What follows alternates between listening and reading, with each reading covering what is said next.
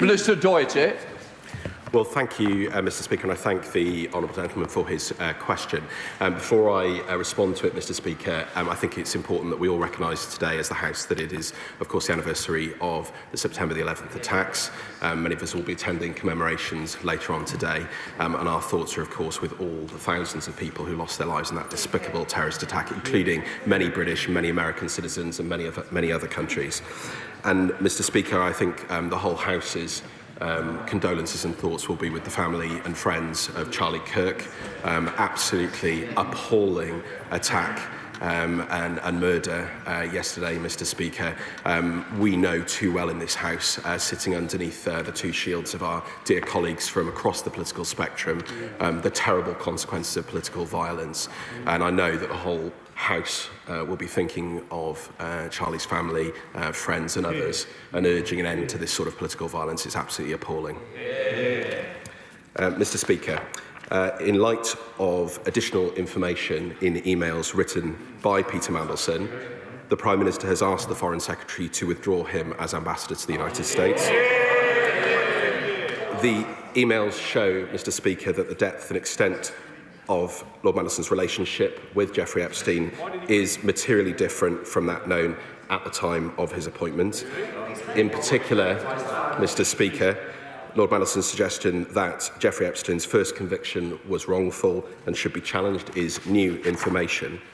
And in light of that, Mr Speaker, and mindful, as we all are, of the victims of Epstein's appalling crimes, he has been withdrawn as ambassador with immediate effect.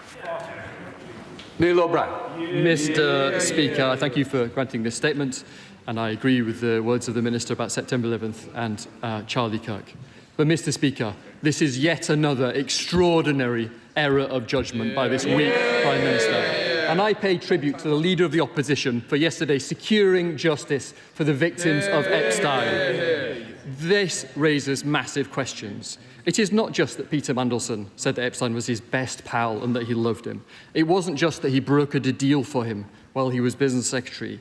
We now, of course, know that he was working for Epstein's early release after he was convicted. And the simple question is this.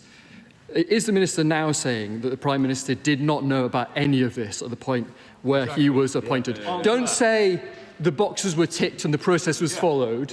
What did the Prime Minister know at the point of his appointment? Our Minister this morning said, my understanding was that all of the information was present.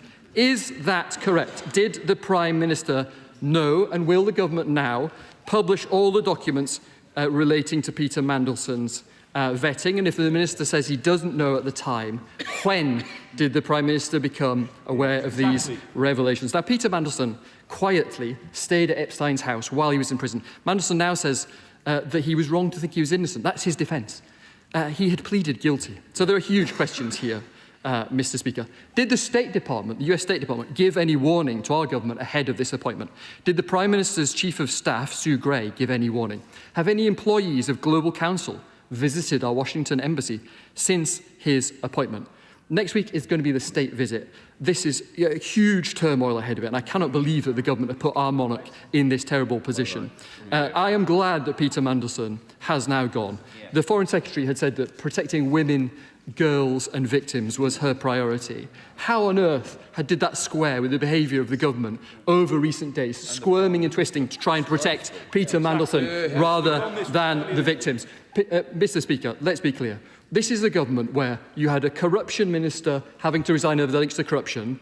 You had a former police officer having to resign over having not been clear with the police. You've had a housing minister having to resign over not paying tax on a house. And now you put our ambassador to Washington in the middle of the biggest scandal in Washington. This is a weak Prime Minister with error after error of judgment. Minister. Well, Mr Speaker, I think the first thing that we all need to be clear across this House, and I'm sure the honourable gentleman wouldn't disagree with this, is that the victims of Epstein are at the forefront of all of our minds. He was a despicable criminal who committed the most heinous crimes and destroyed the lives of so many women and girls. Clearly, obviously, events in the last few hours, he wrote his remarks before that, but I want to reiterate what I said to him, which is that the emails show that the depth and the extent of Lord Mandelson's relationship with Jeffrey Epstein is materially different from that known at the time of his appointment. And in particular, Mr. Speaker, the suggestion that Jeffrey Epstein's first conviction was wrongful and should be challenged is new information. Lord Mandelson has resigned. That decision has been taken, and that is a very, very clear answer to his questions. Andy MacDonald.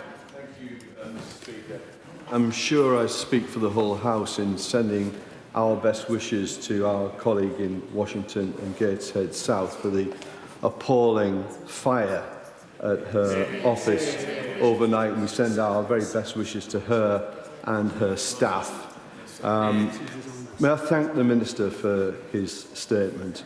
The Prime Minister has made exactly the right decision, and I think that has to be acknowledged. He's moved at pace to put that right. Don't be ridiculous. Treat it seriously.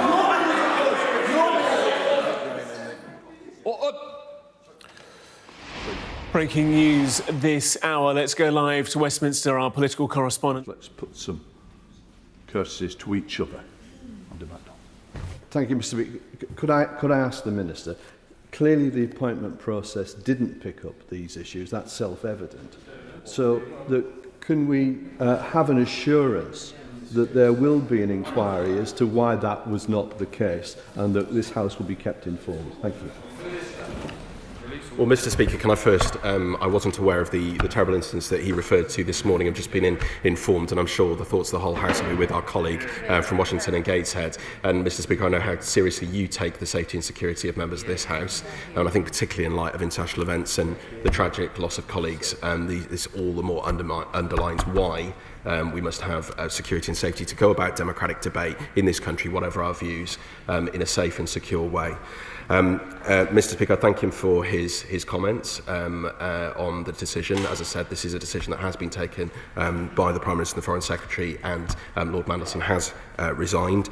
He asks about the processes. Of course, any candidates for ambassador positions are subject to routine, extensive vetting and background checks as a matter of course. And I would point him to the formal processes outlined in the Diplomatic Service Code, which highlights the robust security clearance and vetting process that all members of the diplomatic service undergo.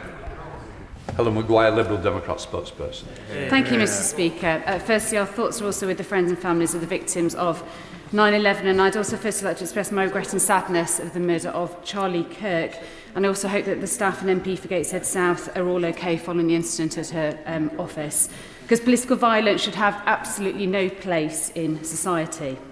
Tasked with overseeing the UK's relationship with Trump, the accusations surrounding Lord Mandelson cast a damning shadow. So it's right the Prime Minister has withdrawn his support for Lord Mandelson. Yesterday, the Prime Minister stood by Lord Mandelson's appointment to confirm that rigorous background checks had taken place. So what has changed since then? There remain questions over what the government knew and when about Lord Mandelson's relationship with the sex offender, whom he previously described as his best pal. Did he resign or was he sacked? It's vital that the Civil Service Commission now investigates whether the ambassador broke the Diplomatic Service Code by failing to come clean over these revelations sooner. Was the vetting process pushed through too fast? So will the Minister today confirm that an investigation will take place so that no such incidents can happen again?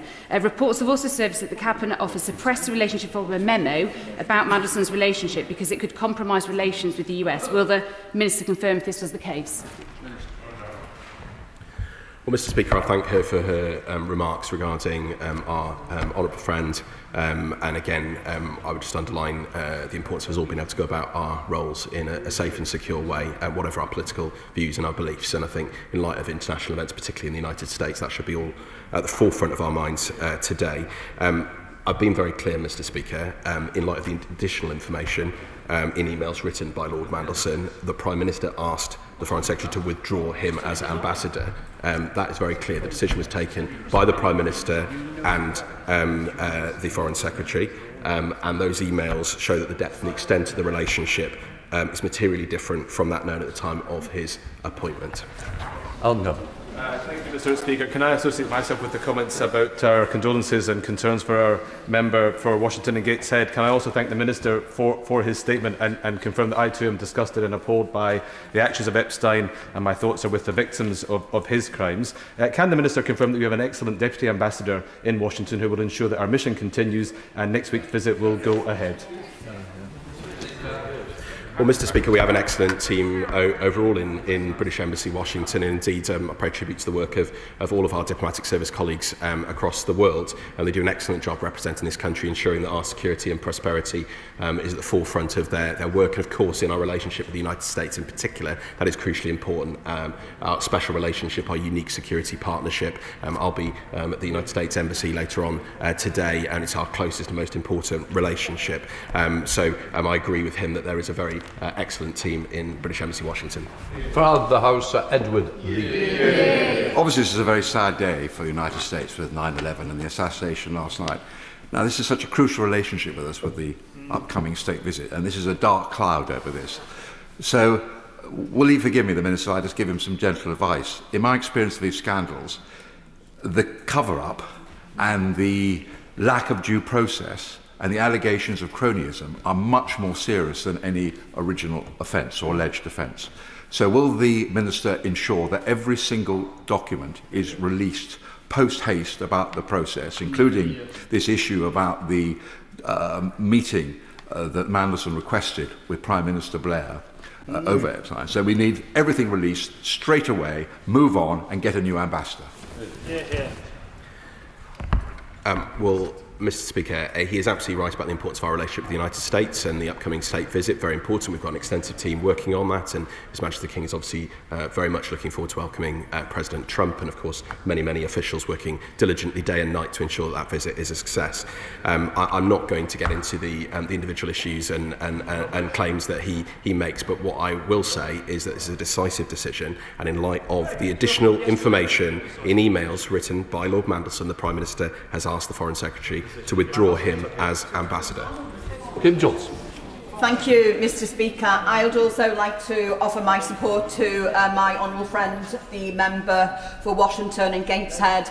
This incident follows a number of incidents that she's experienced this week, and it's out of order. I'd like to thank the Minister for his statement, and I'm really pleased that he has been sacked. But I'd like to know what due diligence was undertaken prior to his appointment, when everybody knew about his relationship with Epstein before his appointment. Well, Mr. Speaker, as I've made very clear, it was in light of additional information in emails written by Lord Mandelson that the Prime Minister has asked the Foreign Secretary to withdraw him as ambassador, and in particular Lord Mandelson's suggestion that Jeffrey Epstein's first conviction was wrongful and should be challenged as new information. And again, I know my honourable friend well. I know that her thoughts and the thoughts of all of us will be with Epstein's victims and the appalling crimes that he committed. Sir David Davis. I think the House needs to understand the sheer size of the failure of the vetting process here. In the public domain, Lord Mandelson had to resign for not telling the truth about an interest-free loan. He had to resign because he had, on a second occasion, because he had helped out a business friend to get a passport. Beyond that, there are still unresolved doubts about his behaviour as the European Trade Commissioner when he gave concessions to the Russians, which helped his other dubious close friend, Mr. Deripaska. But on the positive vetting process, when he came to be a minister again, in 2010, the code, Section 7.1, says ministers must ensure that no conflict arises or could reasonably be perceived to arise between their public duties and their private interests, financial or otherwise. Secretaries of State don't have private diaries. He spent time with or in Mr. Epstein's flat, it seems quietly meeting other members of the people involved in the Sempra deal, which cannot be seen to have been following his proper duties as Secretary of State. Was this investigated? Because it was in the government documents. It doesn't have to be a private email he sees. Was this investigated, and was it made a judgment on? Well, Mr. Speaker, as I've said, and he asks specifically about vetting, all candidates for ambassador positions are subject to routine extensive vetting and background checks as a matter of course. And I would point him to the formal process outlined in the Diplomatic Service Code, which highlights the robust security clearance and vetting process which all members of the diplomatic service undergo. But again, I would point out that in light of additional information in emails written by Lord Mandelson, the Prime Minister has asked the Foreign Secretary to withdraw Lord Mandelson as Ambassador to the United States. Sarah Coombs. Thank you, Mr. Speaker, and I agree with the Minister's utter condemnation of all the horrendous crimes of Jeffrey Epstein. Does he agree that the government, as soon as this new information came to light, did take decisive action very swiftly, which is different from the party opposite when they were in government, when they had serious misgivings? It was actually the independent ethics advisor that ended up resigning. Well, I do agree with my honourable friend that this is decisive action. The Prime Minister has acted in light of that additional information, Foreign Secretary has acted, and Lord Mandelson has been withdrawn as Ambassador to Washington. Stephen Flynn.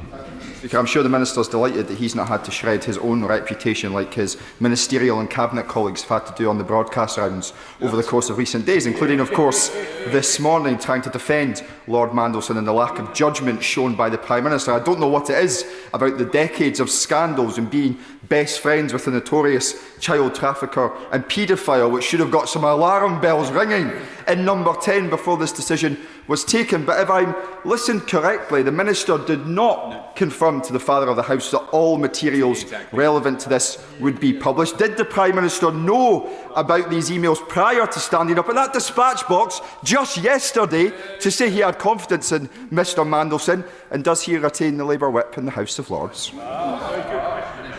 Well, Mr Speaker, what I can commit to, and indeed other honourable members and right honourable members asking questions, is we will keep the House updated on these matters. That decisive decision has been made, and as I've been very, very clear, all candidates are subject to routine extensive vetting and background checks as a matter of course. The Prime Minister, in light of the additional information, has asked the Foreign Secretary to withdraw him as Ambassador to Washington, and in particular that additional information, the emails show that the depth and the extent of Lord Mandelson's relationship with Jeffrey Epstein is materially different from that known at the time of his appointment. But where I do agree with him, of course, is on the appalling crimes committed by Jeffrey Epstein, and that the thoughts of all of us are with his victims, as they are every day, Mr Speaker. Andrew Pett. Thank you, Mr Speaker. And I first associate the comments others made about disgusting crimes of Jeffrey Epstein.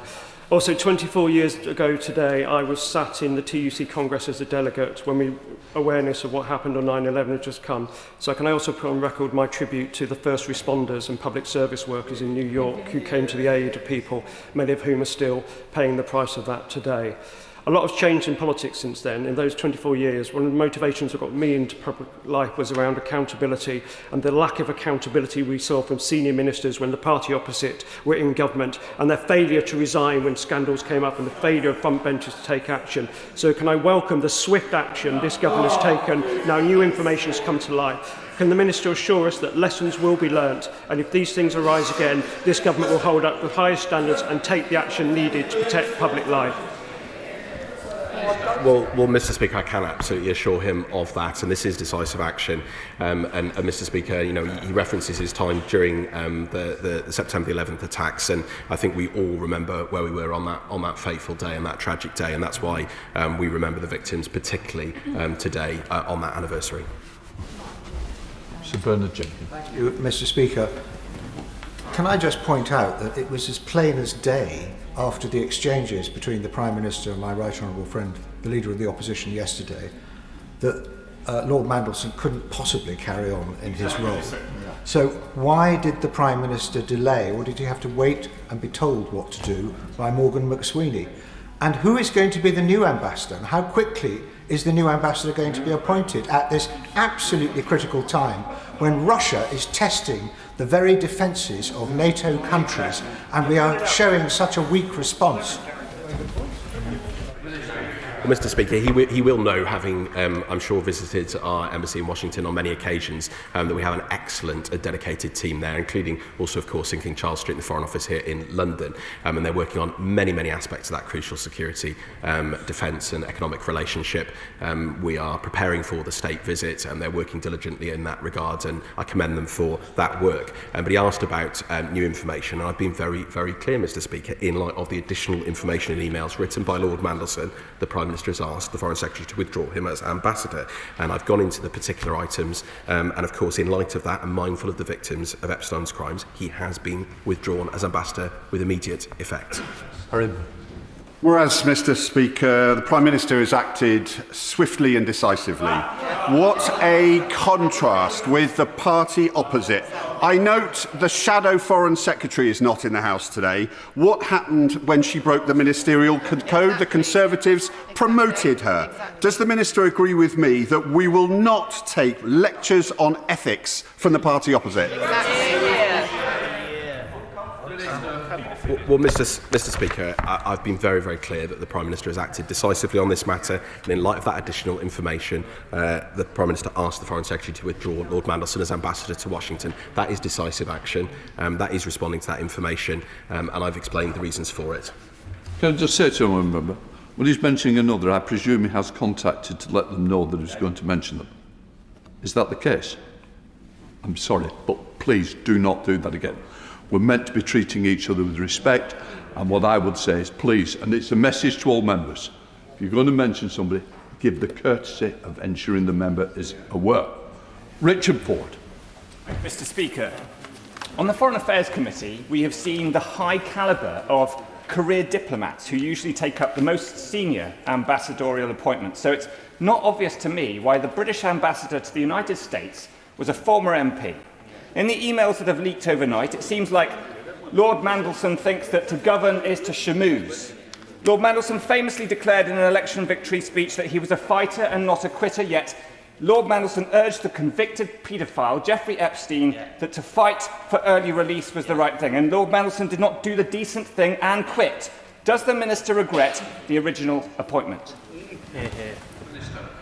Well, Mr. Speaker, he asked about precedent. He will know, of course, there is precedent, but of course, he will also know we do have absolutely excellent ambassadors and high commissioners around the world, and he and I have met many of them directly together, representing this country and doing that absolutely diligently. I've been very clear, Mr. Speaker, in light of the additional information in emails written by Lord Mandelson. The Prime Minister has asked the Foreign Secretary to withdraw him as ambassador, and in particular, Lord Mandelson's suggestion that Jeffrey Epstein's first conviction was wrongful and should be challenged is new information, and the emails show that the depth and extent of Lord Mandelson's relationship with Jeffrey Epstein is materially different from that known at the time of his appointment. Sir Roger Gay. Mr. Speaker, the Minister's a decent man, and the whole House knows that the business of the House was delayed while he had to hurriedly rewrite the speech that he was expected to make. But he's stretching the bounds of credibility too far. Yesterday, the Prime Minister told this House that he had full confidence in a man who befriended the most vilest of convicted paedophiles. He should not have been appointed in the first place. That was a gross error of judgment, and everybody in this House knows it, and the Prime Minister has to take responsibility. But now that he's gone, will there be a Cabinet Office inquiry into the manner in which Mandelson, while a government minister, was negotiating with the convicted paedophile? Minister. Well, Mr. Speaker, you'll understand why from the dispatch box I'm not going to comment on his last remarks, but what I will say is that the Prime Minister has acted decisively in light of this new information, and he has taken that decision to ask the Foreign Secretary to withdraw him as ambassador. And I would say, again, for the House's information, in particular, the suggestion that Jeffrey Epstein's first conviction was wrongful and should be challenged is new information. The emails show that the depth of the relationship and the extent of the relationship was materially different from that known at the time of his appointment. And I think, again, Mr. Speaker, in light of that and mindful of the victims of Epstein's crimes, he has been withdrawn as ambassador with immediate effect. Dr. Caroline Johnson. Thank you, Mr. Speaker. Mr. Speaker, the idea that our country should be represented in America or on the world stage by somebody who is trying to get a paedophile out of prison early will fill us all completely with revulsion. But I wonder if the Minister could be clearer. He's used the terms the Prime Minister has asked the Foreign Secretary to withdraw the ambassador. He said the PM made the decision, but he's also said in this speech that Mandelson resigned. So could he be clear in simple terms? Did he resign or was he sacked? Minister. Yeah, Mr. Speaker, I've been very, very clear. The Prime Minister asked him to ask the Foreign Secretary to withdraw him as ambassador. That is the process. He is no longer in his position. But what I will agree with her is our absolute revulsion across this House at Jeffrey Epstein's crimes. Rupert. Thank you, Mr. Speaker. I concur with the comments about Charlie Kirk, which the Minister made at the beginning. It shows the dangers, I think, that anybody who's brave enough to put themselves up for public service and try and change the world for the better, they risk those. They face those risks. Can I ask the Minister to first of all give us a reassurance that we will have total transparency on the process that was followed in the ambassadorial appointment? Number one.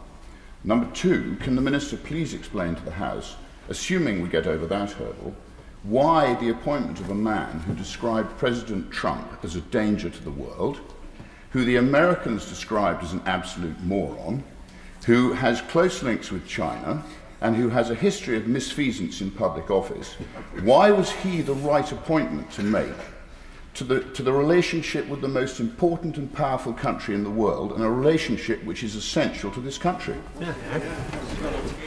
Well, Mr. Speaker, if I refer to firstly to his first comments, and he and I fundamentally disagree on many different issues, but we know that we conduct our robust debate in this House and in our media and in our political society, and we don't engage in any form of political violence. And what has happened in the United States over the last 24 hours is simply appalling. And again, our thoughts are with all of Charlie Kirk's family and friends. And as somebody who worked very closely with both our late colleagues Joe Cox and David Amos, I think it shocked me to the core. It shocked all of us to the core, and it can never be acceptable.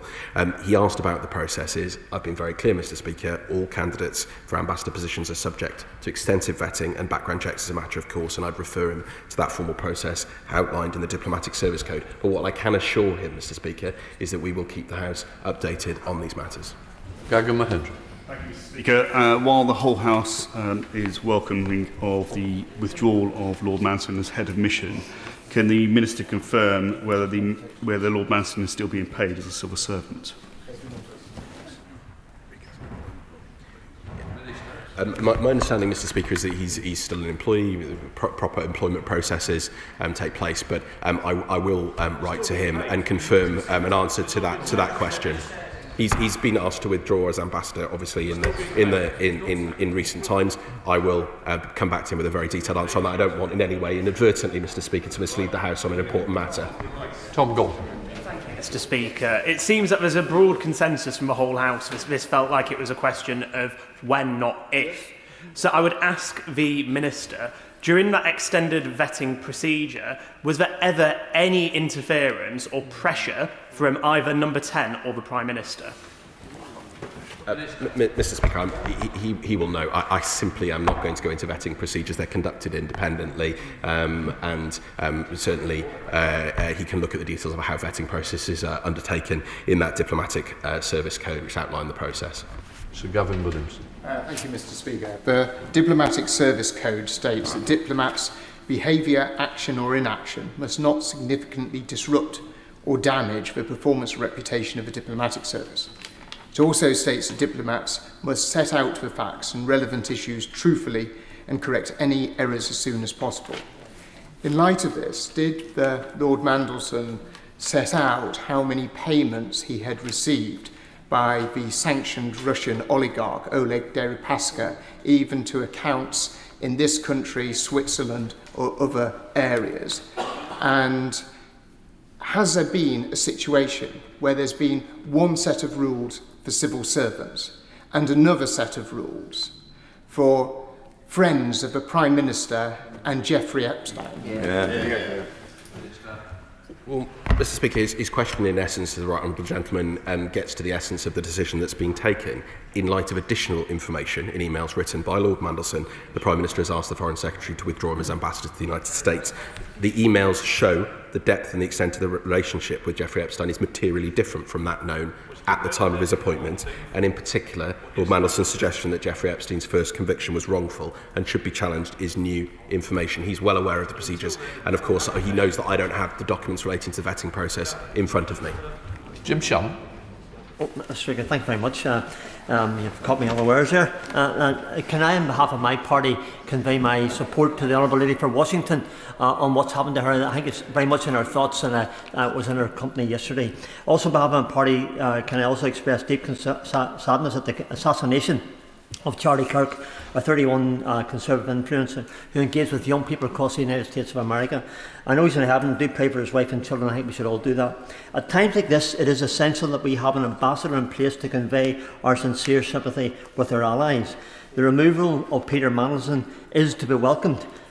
He should never have been there in the first place, in my humble opinion. Does the Minister believe it is imperative we have an ambassador in place, and that that ambassador must have adequate history and qualifications rather than the jobs for the boys mentality? And further, what changes will the Minister make in the appointment process to restore confidence in that very role? Thank you.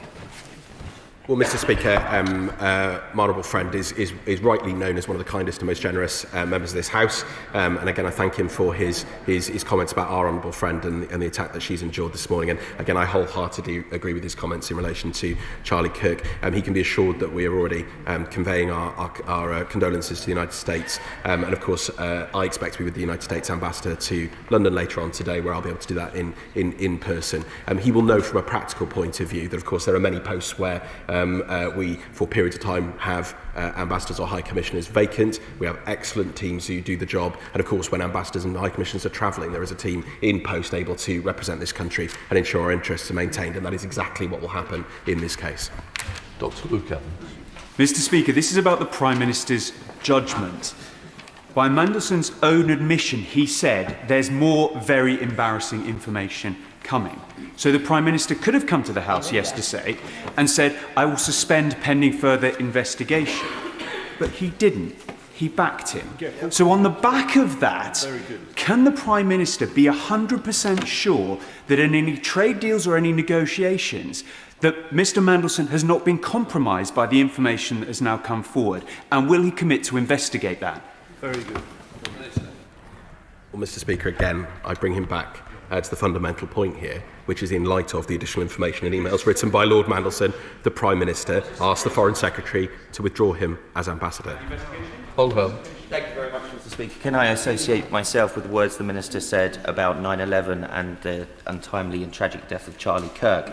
Yesterday it was reported that in 2008 Lord Mandelson emailed Epstein and said that the conviction that happened to him in the United States, I quote, could not happen in Britain, but also encouraged Epstein to go for early release. Mr. Speaker, the whole House can see that the Prime Minister has an issue when it comes to judgment and only acting when he's pushed by events in this House. But will there be an investigation into Lord Mandelson's meetings while he was ambassador to see if they bear any relation or any interference on his current business interests?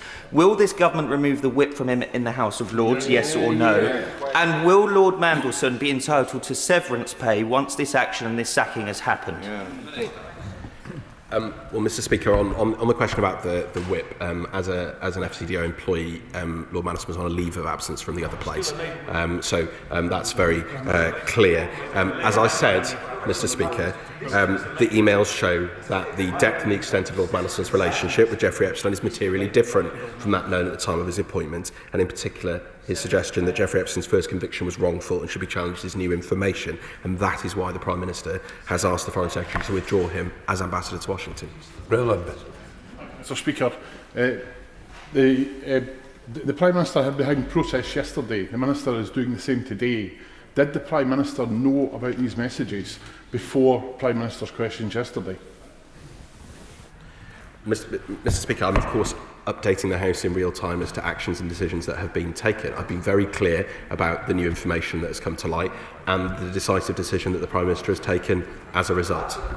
Final question, John. Thank you, Mr. Speaker. The Minister claims that additional new information has come to light, which has resulted in the Ambassador being sacked.